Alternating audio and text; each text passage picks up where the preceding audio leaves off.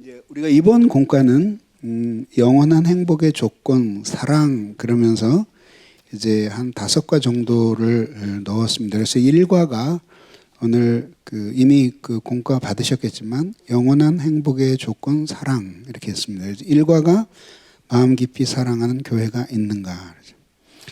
이거는 뭐 정답이 있는 건 아니지만 한번 인생의 그래프를 그려보는 거죠. 그래서 여러분들이 좋고 행복하고 기쁜 때가 언제였는지, 그 다음에 나쁘고 불행하고 슬픈 때가 언제였는지 이렇게 하면서 한번 회고를 해보면서 뭐 철들었을 때부터 시작을 해서 뭐 이런 식으로 그림을 그리면 뭐 이렇게 나오지 않겠어요? 물론 뭐 어떤 사람들에 따라서는 그냥 계속 이렇게 그리는 사람도 있겠죠. 바닥으로. 예. 그렇지만 어쨌든 그래 보면 뭐 정답은 아니지만 뭐 행복했던 유년 시절, 뭐 방황했던 청소년기의 뭐 고통 그렇고 그다음에 회심의 기쁨. 여러분 어떠세요? 젊음이 되게 부러우신 분 한번 손 들어보세요. 손 안 드시네 아무도? 그냥 계속 늙어가세요. 예. 부러우신 분 손 들어보세요. 그러시구나, 부러우시구나. 근데 사실 그게 미성숙한 겁니다. 그래서 저는 하나도 안 부러워요. 그러니까 물론 이제 젊음 그 자체만 보면은 참 젊었으면 좋겠다. 젊으면 이렇게 허리도 안 아프고 뭐 그럴 거 아니에요, 그죠? 예, 근데 그렇게 빼먹을 수는 없고 그냥 이렇게 젊음으로 딱 고백해서 그래서 20대로 돌아가겠느냐 그러면 나는 안 돌아갈 것 같아. 그리고 하나님이 그러실 리도 없지만 한 번 더 인생을 살아볼래 그래도 충분합니다. 그렇게 얘기하고 싶어요. 어쨌든 이런 이제 이게 있죠. 그러면 그려놓고 보면은 결국은 뭐냐면 이 그래프도 내가 보기엔 좀 과장된 거고 대부분 그냥 이렇게 나와요. 이렇게. 그죠? 대부분. 예. 근데 그런 거를 이제 그리는 이유는 뭐냐면 결국 우리의 인생은 업앤다운 이렇게 높아지고 낮아지는 데가 모두 있게 마련이고 앞으로도 또 그렇거든요. 그러니까 우리가 어차피 자녀들 데리고 다 살아가는 난 우리의 행복이 나 혼자만 되는 게 아니라 다 이렇게 거미줄처럼 연결되어 있어서 나는 아무 일이 안 일어나도 내 주위에 있는 사람이 무슨 일이 일어날지 모르고 그것이 내 삶 전체를 흔들잖아요. 그러니까 이런 속에서 결국은 우리가 그런 인생의 기쁘고 슬픈 모든 순간들에 대해 의미들을 찾아내고 그거를 때로는 객관적으로 보면서 극복할 수 있는 힘을 얻지 못하면 우리의 인생이 요동칠 수밖에 없다는 얘기죠. 그게 이제 인생에서 다시 신앙으로 들어오게 되면 그냥 또 여러 가지 그림이 또 나오겠죠. 그죠? 특히 또 열린교회 와서 처음 예수 믿고 신앙생활 하신 분보다도 여러 교회를 다니면서 많은 어려움을 겪었던 분들에게는 이 그래프가 훨씬 더 여러 개가 위아래로 내려갈 거예요. 그죠? 네. 근데 그런 것들을 다 놓고 보면 또 똑같이 어떤 생각이 드냐면 이런 신앙의 그래프를 위로만 그리거나 밑으로만 그릴 수 있는 사람은 없다는 거죠. 그러면 이것도 역시 똑같이 우리 인생을 보는 관점처럼 신앙에서 이런 고난이 오고 어려움이 오고 행복이 오고 하는 모든 것들을 그 자체로 요동치기만 하는 것도 우리의 인생을 온전히 붙들어주지 못한다. 그러니까 그렇게 인생에서 생기는 많은 고난과 그 다음에 고난과 어려움, 기쁨과 뭐 이런 것들을 또 어떤 식으로든지 해석을 해내서 일관적인 생각을 가지고 우리들이 그것을 극복해 나가지 않으면 인생을 그렇게 하지 않으면 요동칠 수밖에 없는 것이 신앙도 또 똑같이 그렇게 될 수밖에 없다. 그런 얘기입니다.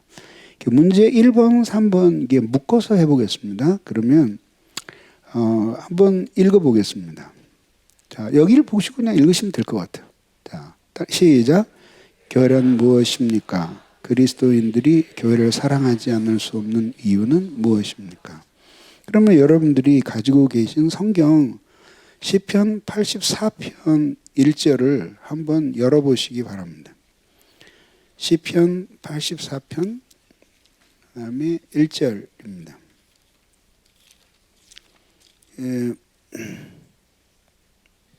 자, 같이 한번 읽어볼까요? 우리 84편 1절 시작. 만군의 여호와여 주의 장막이 어찌 그리 사랑스러운지요. 그랬죠. 이게 우리에게 말해주는 것이 무엇입니까? 교회라는 게 결국은 무엇일까요? 결국은 교회라고 하는 것은 삼위일체 하나님이 계시고, 그죠? 그 하나님이 그리스도를 교회의 머리가 되게 하셨어요. 그죠? 그리고 우리는 그리스도의 몸에 접붙여진 몸이죠. 그래서 어떻게 되냐면은 여기에 머리가 있고, 그죠? 몸이 있고, 그 다음에 지체. 이게 세 가지 지평을 가지고 있는 거죠. 머리와 삼위일체 하나님과 머리이신 그리스도. 그 다음에 머리와 몸. 그 다음에 몸과 지체. 이런 관계를 갖는 거죠. 여러분, 멤버십이라는 말 많이 쓰죠, 요새. 뭐, 온갖 다 멤버십을 가져야 되잖아요. 멤버십이라 그러는데, 그게 뭔지 아세요? 지체됨이에요. 그럼 멤버라고 하는 말 속에 무슨 게 들어있느냐면은, 유기적이라는 개념이 그 자체 속에 들어있는 거예요. 처음부터. 그래서 결국은 이렇게 하나님이 이제 하나님께서 당신의 사랑을 교회에 부어주셔요. 아니, 그리스도에게 부어주셔요. 그죠? 예. 그리스도에게. 그러면 교회는 그리스도의 신부예요. 이 사랑이 교회에 부어지는 거죠. 우리는 그 교회에 소속돼 있어서 이 사랑에 참여하는 거예요. 그러니까 이러한 사랑 그 자체가 하나의 말하자면은 유기체를 이루고 있다는 사실을 우리들이 기억을 해야 됩니다. 자, 그래서 결국은 우리들이 교회라고 하는 것이 결국은 삼위일체 하나님의 교통의 모상으로서 하나님이 그리스도를 교회의 머리 삼으시고, 그 다음에 그리스도 안에서 모든 교회를 택하시잖아요. 그래서 결국은 하나님을 사랑하는 성도는 하나님께서 사랑하시는 교회를 사랑하게 돼요. 그러니까 똑같은 거죠. 왜냐하면 큰아들이 진심으로 아버지를 사랑했으면 그러면 동생도 사랑하게 되었을 거예요. 근데 아버지와의 관계의 기쁨이 없기 때문에 아버지가 사랑하는 그 사랑에 참여할 수가 없는 거예요. 똑같이 하나님은 온 인류를 하나의 사랑으로 묶고 싶어 하셨어요. 그 사랑이 바로 그리스도를 향한 사랑이고 하나님을 향한 사랑이에요. 그러니까 그 사랑은 이렇게 한 개인에게서 하나님으로 상승하고 그 다음에 하나님께로부터 다시 하강하는 거죠. 그래서 처음에는 사람 때문에 하나님을 사랑하는 게 아니라 하나님을 사랑하지만 그 하나님을 만나고 그 하나님 때문에 교회와 모든 지체들을 사랑하게 되는 것이 이게 사랑의 원리예요. 그래서 여기서 주의 장막이 어찌 그리 사랑스러운지요 할 때 이 장막은 솔로몬 성전이 아니었어요.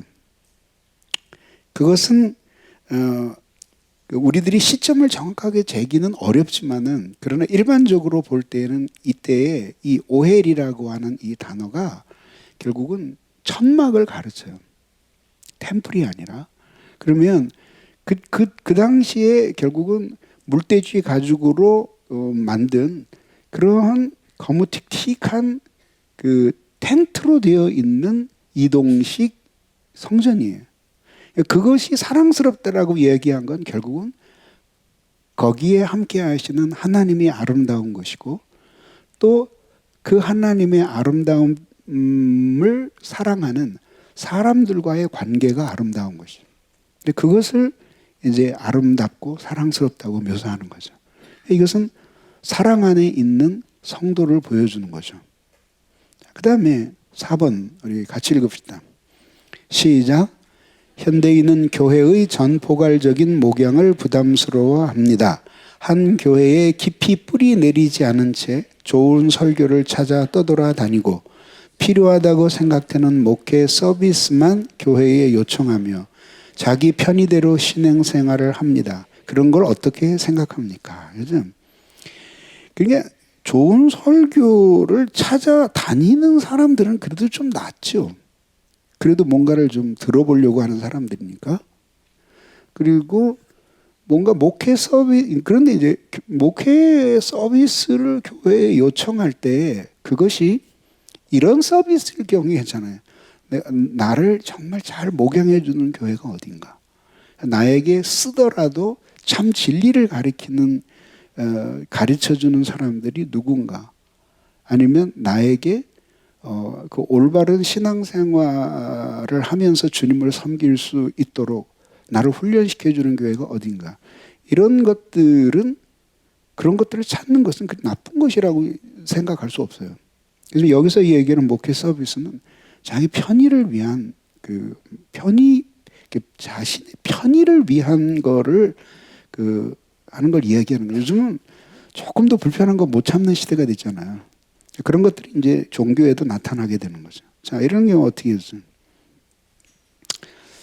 이건 야생마고 이건 잘 길들여진 말이에요. 그죠? 예. 굉장히 어려운 일이라고 해요. 야생마를 길들이는 것. 그래서 야생마는 뭐 집에서 잘 자란 말보다 훨씬 더 강하고 힘이 있겠지만 통제가 잘 안 되죠. 자기 달리고 싶으면 달리고 말고 싶으면 말고, 그다음에 누군가를 위에다가 얹고 달리는 것 자체를 야생에서 자란 말이 익숙해지기가 쉽지 않아요. 그래서 외국에 보면은 그런 대회가 있더라고요. 그래서 세상에 사나운 야생마들을 데려다 놓고 그 다음에 난다 하는 말 조련사들이 그 등에 타고 안 떨어지면서 어쨌든 그 말이 사람을 등에 업은 것을 인정하고 이게 똑바로 달리거나 걷기 시작하면 이긴 거예요. 근데 미친 듯이 몸을 흔들면서 그 기술을 떨어뜨리려고 애를 써요. 그게 맞으면 게임처럼 있어요. 근데 우리도 마찬가지거든요. 여러분 이런 거 못 느끼세요? 사람이 굉장히 헌신돼 있고 그다음에 예의도 바르고 한데 이렇게 무 같은 거 보면 이렇게 심이 박혔다 그러죠. 오랫동안 무를 놔둬서 찔긴 찔긴 뼈대 같은 게 딱 생긴 거 있잖아요. 그럴 경우 우리가 무를 잘라서 정상적으로 먹을 수도 없고 할 수 없이 이렇게 네 등분으로 갈라서 속에 있는 거 파인애플 심 도려내듯이 그렇게 도려내고 우리가 무를 먹잖아요.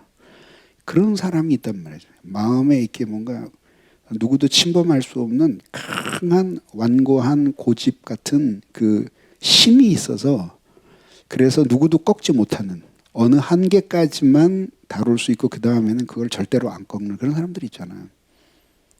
그런 사람들은 결국은 자신의 그 한계를 가지고 하나님을 섬기는데 결국은 자신이 꺾어지지 않는 만큼 하나님의 사랑에 깊이 들어가지 못한 거예요, 사실은.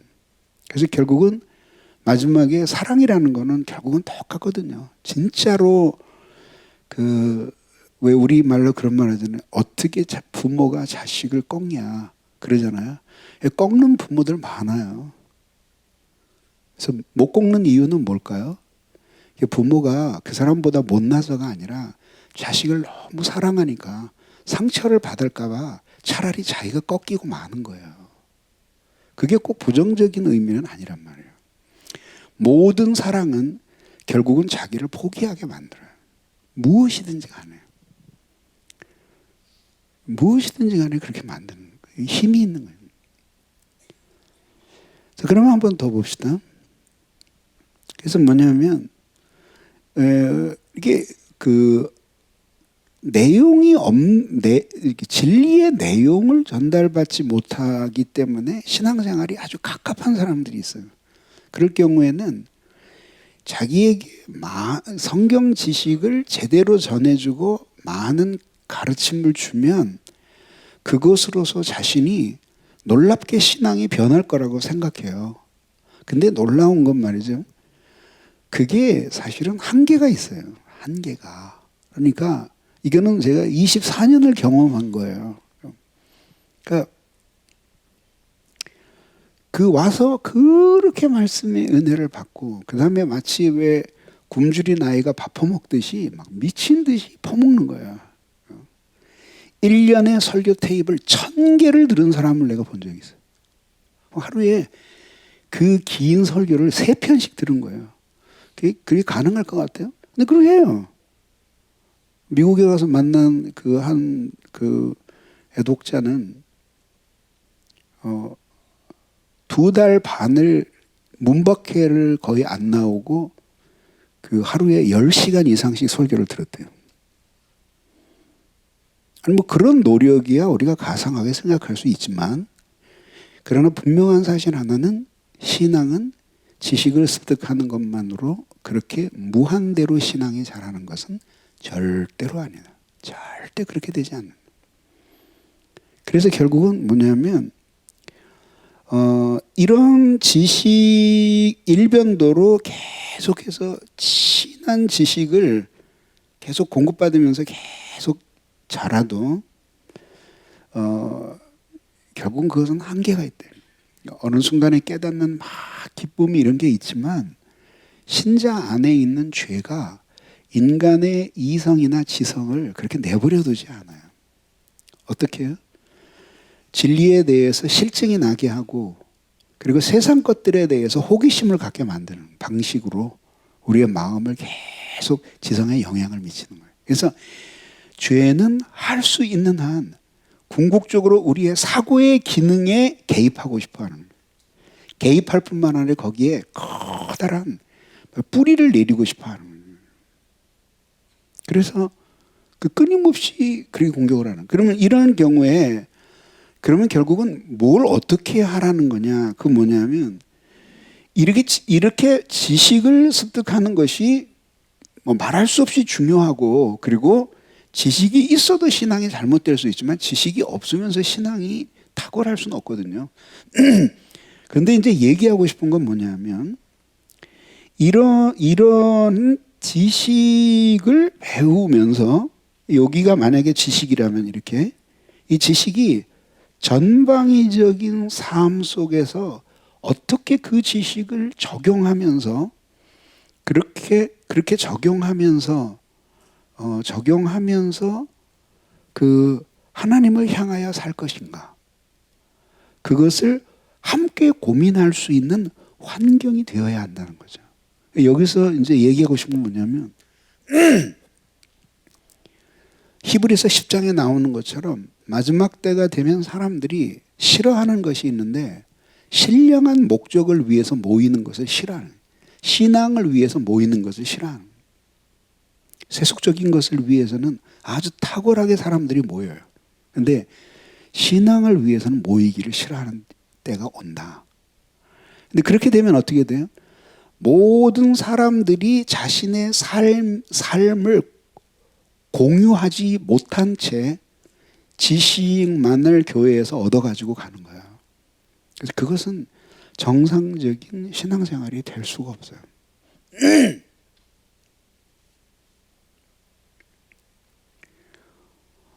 때로는 외국에 나가면 여러분들이 생각하는 것보다는 열린교회 설교를 정기적으로 청취하는 사람들이 정말 많아요.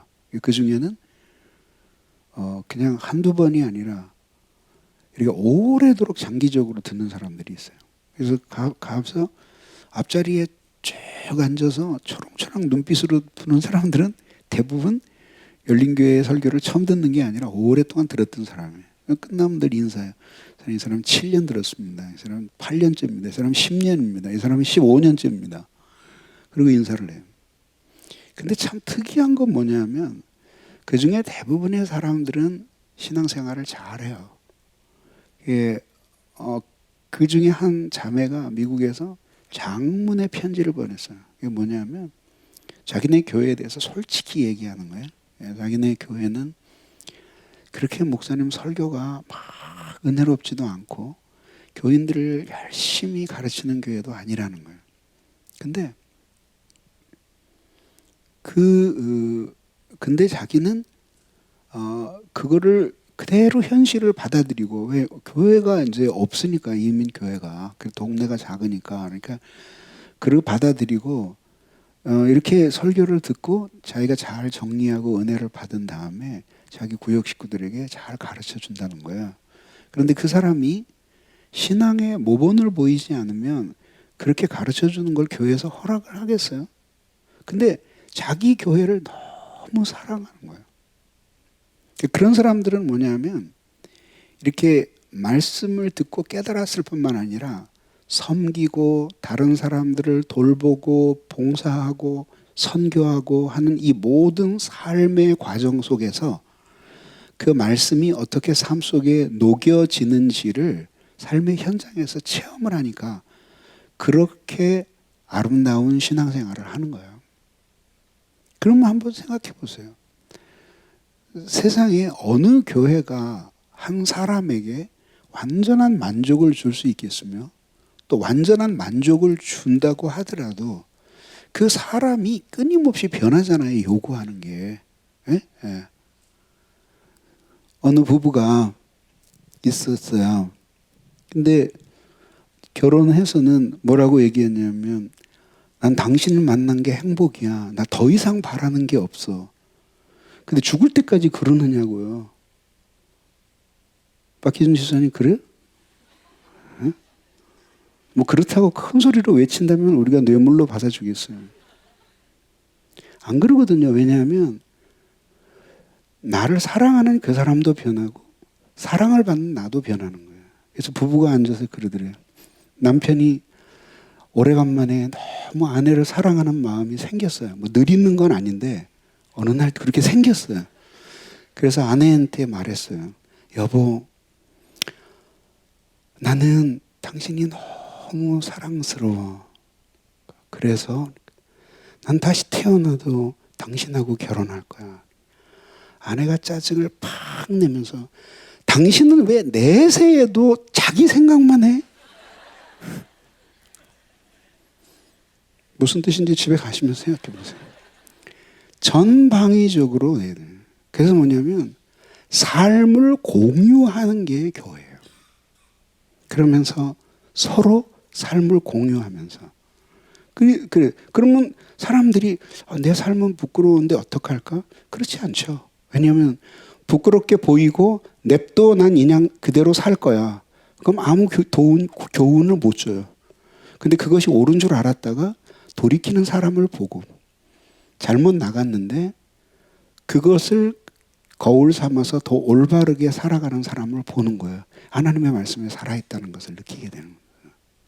그래서 자신의 온 삶을 함께 공유하면서 그러면서 서로 한 사랑으로 온전한 사람이 되어가기를 힘쓰는 것을 그걸 다른 사람들을 통해서 볼 수 있다고 하는 것은 이것은 그 설교만을 듣거나 책만을 읽는 사람들은 도저히 따라올 수 없는 세계를 보여주는 거예요. 마지막 문제 5번입니다. 자, 읽읍시다. 시작. 한 사람을 끝까지 사랑하고자 하는 노력 가운데 자신보다 온전해지는 것을 범한 적이 있습니까? 교회를 끝까지 사랑하는 일이 어려운 이유를 나누어 보고 교회를 끝까지 사랑하고자 하는 과정을 통해 우리가 얻게 될 유익은 무엇인지 생각해 보십시오. 자, 보세요. 삶에 다양한 상황이 찾아와요. 그리고 누구 한 사람도 대하소설의 주인공이 아닌 사람이 없어요. 그래서 여러분들이 어느 정도 나이가 먹으면 이렇게 길거리를 다니면서 지나가는 수많은 사람이 모두가 신비롭게 보이는 때가 와요. 왜 그래요? 그렇게 보는 거예요. 어떤 때는 가슴이 막 그렇게 시려울 정도예요. 왜? 그냥 버스 정류장 앞에서 혹은 백화점 앞길에서 혹은 학교 앞에서 수많은 사람들을 만나요. 늙은 여자, 그 다음에 젊은 남자, 그 다음에 뭐 좀 얼굴에 돈이 좀 있어 보이는 사람, 아주 빈티가 나는 사람, 뭐 변사람 다 있잖아. 그러면 그 사람은 신기하다. 왜? 저 사람 태어나서 여태까지 살았네. 살았다는 의미는 그 모든 환경을 헤치면서 어쨌든 살아왔을 거 아니에요. 예? 얼마나 많은 사연이 있을까 생각을 하는 거예요. 예? 그 생각을 하는 거예요. 그럼 그 한 사람 한 사람이 우열과는 상관이 없이 그렇게 그 삶의 무게를 짊어지고 헤치고 살아온 것 자체가 고귀해 보이는 거예요. 그게 신앙이에요. 근데 그런 것들을 우리는 다 만나요. 그리고 어떤 불행은 우리를 피해가지만 어떤 어려움은 우리에게 정확히 만나요. 그래서 우리를 이전과는 전혀 다른 삶으로 우리를 데려가는 거예요. 지금 그럼 우리에게는 그런 일이 일어날 수 없을까요? 일어날 수 있어요. 옛날에 누가 그러더라고요. 교역자 한 사람이 목사님 건강 관리 하셔야 돼요. 그래서 그래. 요새 남자 평균 연령이 얼마인지 아세요? 그래서 내가 그때 78세였거든요. 78세. 그러니까 목사님 그거는 절반의 확률입니다. 가만히 생각해 보니까 우리 모두 78세까지 살 수 있다는 게 아니라 그 당시를 기준으로 절반만 78세까지 사는 거예요. 절반은 그 전에 죽고 절반은 그 이상을 사는 거예요. 그럼 내가 50% 안에 든다, 50%에 딱 걸린다는 보장도 없는 거죠. 그래서 그 친구 하는 말이 재밌어요. 건강 관리를 평균적으로 하셔야 78세까지 사십니다. 너무 평범한 사실인데 섬뜩하게 다가오더라고요. 우리에게 뭔가는 안 오겠어요? 남의 일이겠어요? 모든 사람이 다 남의 일이겠어요? 정말 무서운 건 뭐예요? 치매. 아무도 못 알아보는 상태일 때. 그때도 내 삶은 이어질 텐데. 난 어떻게 하나. 데리다처럼 엉금엉금 기어서 그 병원 옥상에서 추락하진 않을 거 아니에요. 우리를 그렇게 내버려 두지도 않을 거 아니에요. 무엇을 만나는지 우리는 알 수 없어요. 그런 모든 것들을 견디게 일어나요. 근데 그거를 견디게 할 수 있는 힘이 뭐냐. 결국은 그게 생명이에요, 생명. 이 생명이 관계에 적용될 때, 관계와 관련 지어서 이 생명을 말할 때, 우리가 이것을 사랑이라고 부르는 거예요. 생명이에요, 생명. 그래서 우리가 예수 그리스도 안에서 얻은 가장 고귀한 것이 무엇이냐면은 생명을 얻은 거예요. 그래서 그 생명이 하나님의 은혜를 통해 우리에게 주어지는데 우리가 전심으로 그 은혜를 구하면 하나님이 그 생명을 무한정으로 우리에게 불어넣어 주시는 거예요. 그래서 그 모든 것들을 이기며 살아가끔 만들어주는 거죠. 그래서 자신만 살 뿐이 아니라 누군가가 에너지가 남아서 쓰러진 사람의 손을 붙들고 연약한 사람을 위해 자신의 인생의 일부를 태워줄 수 있어야 됩니다. 그게 하나님이 우리를 교회의 지체가 되게 하신 목적이고 또 이유이기도 합니다. 기도하겠습니다. 하나님 아버지, 오늘 배운 이 공과를 잘 소화해서 양떼들에게 잘 먹여 주님의 사람으로 세우게 하옵소서. 예수님 이름으로 감사 기도하옵나이다. 아멘. 박수로 마치겠습니다.